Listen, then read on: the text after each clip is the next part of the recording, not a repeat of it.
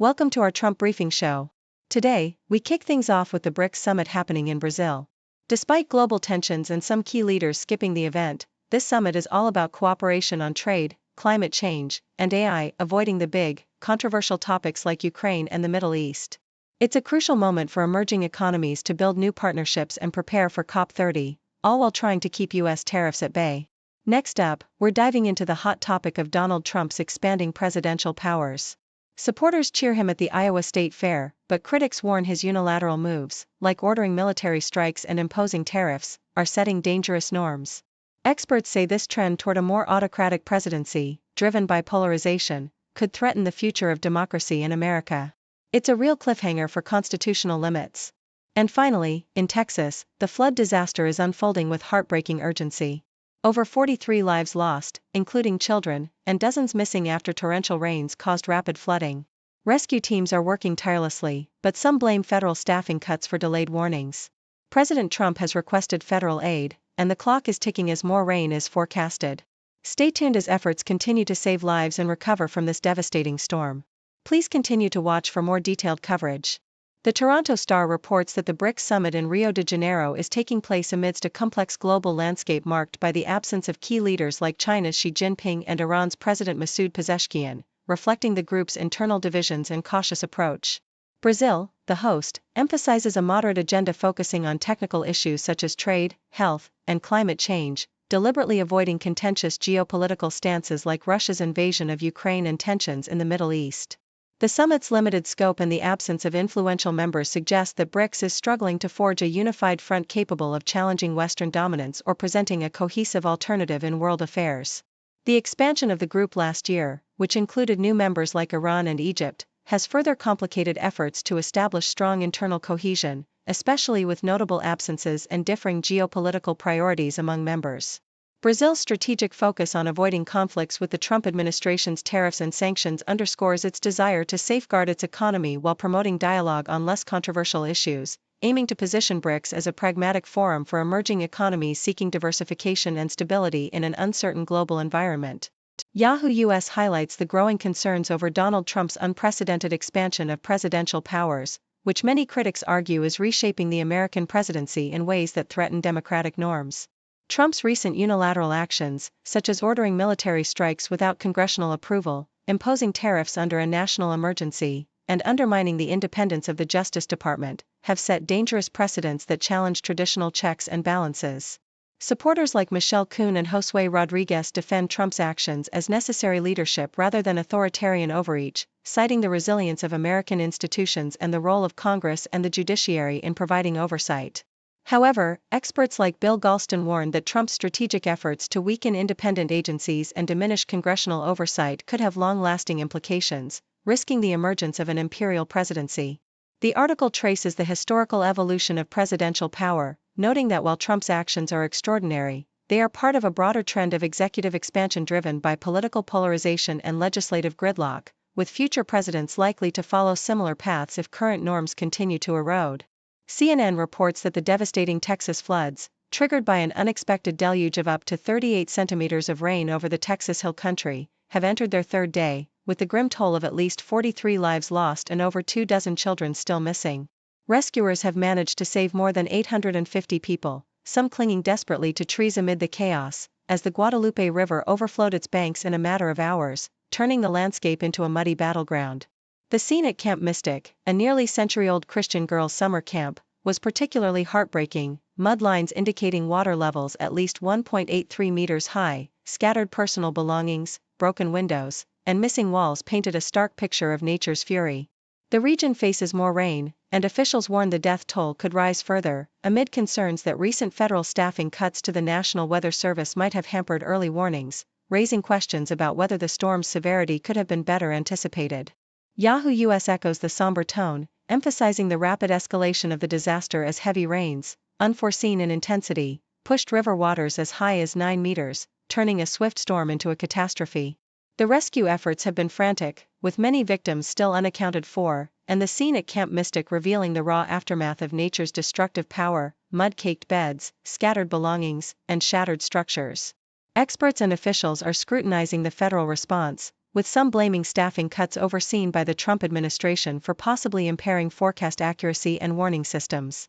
Texas officials, including Governor Greg Abbott, have called for federal aid, with President Trump expected to approve a disaster declaration, though the broader debate about federal disaster response and the impact of budget cuts remains a contentious backdrop to this tragic event. Nikkei Asia vividly describes Uniqlo's parent company, Fast Retailing, as a visionary pioneer in logistics, establishing a colossal automated warehouse in Rotterdam, Netherlands, to streamline its European distribution network.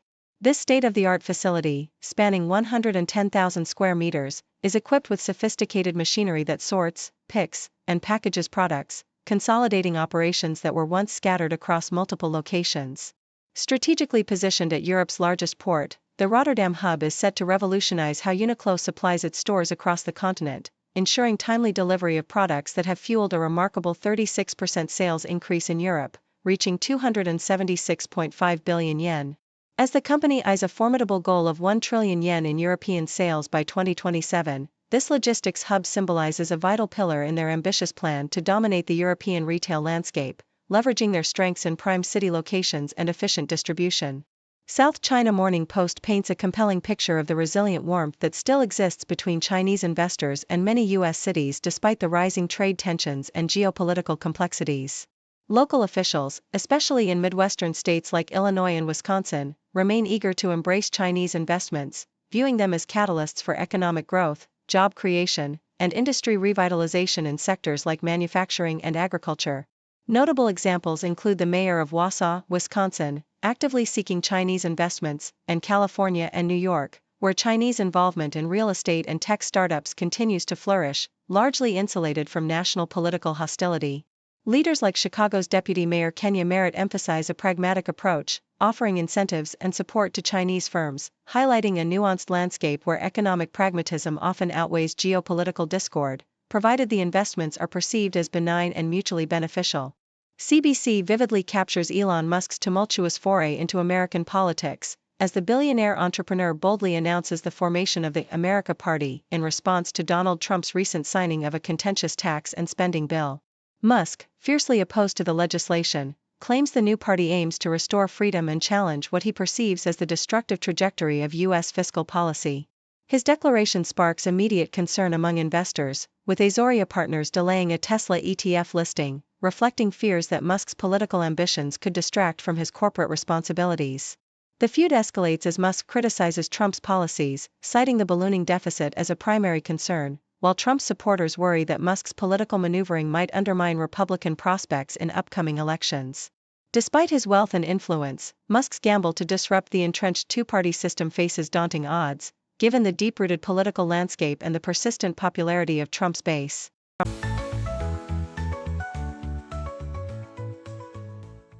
Deutsche Welle reports that Elon Musk, the visionary entrepreneur behind Tesla and SpaceX, has stirred the political landscape in the United States by announcing plans to establish a new political party through his platform X. Musk's bold move comes amidst his sharp criticism of Donald Trump's big, beautiful bill, which he warns could plunge America into financial ruin.